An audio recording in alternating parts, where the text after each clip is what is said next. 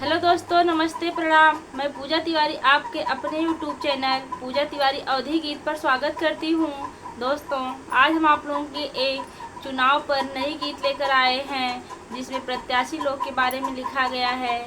आप लोग वीडियो को लास्ट तक देखिए और कमेंट करके हमें बताइए कि यह गीत आपको कैसी लगी।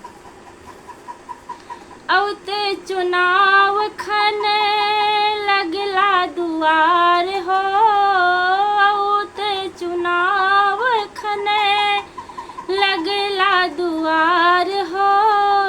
एकरे पहले कहाँ रहला नेताजी के सार हो, एकरे पहले कहाँ रहला नेताजी के सार हो।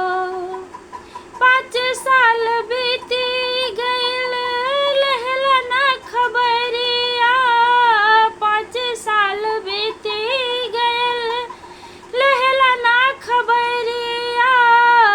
कैसे बाट काका काकी माई और बहुरिया, कैसे बाट काका काकी माई और बहुरिया। आयल चुनाव तो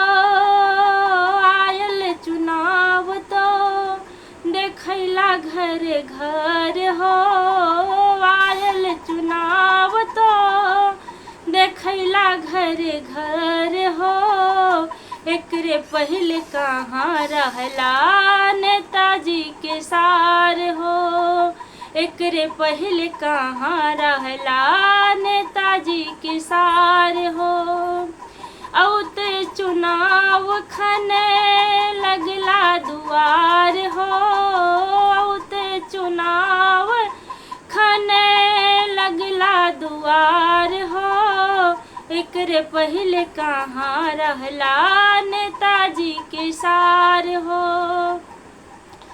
बड़ी बड़ी लइके देखवला फिकिरिया, बड़ी बड़ी हाकी के देखवला फिकिरिया।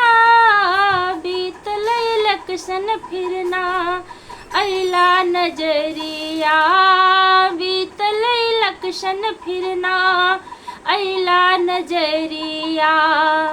कैसन ईमान बाटे कैसन व्यवहार हो, कैसन ईमान तोहरा कैसन व्यवहार हो। एकरे पहले कहाँ रहला नेताजी के सार हो, एकरे पहले कहाँ रहला नेताजी के सार हो।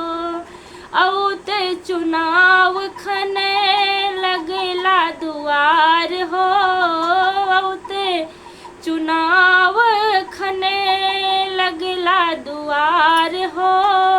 एकरे पहले कहाँ रहला नेताजी के सार हो। अपनी गरजिया आवे हथवा जोड़ेला, अपनी गरजिया आवे हथवा जोड़ेला। निकली गरज नाही घूम के लखेला, निकली गरज नाही घूम के लखेला।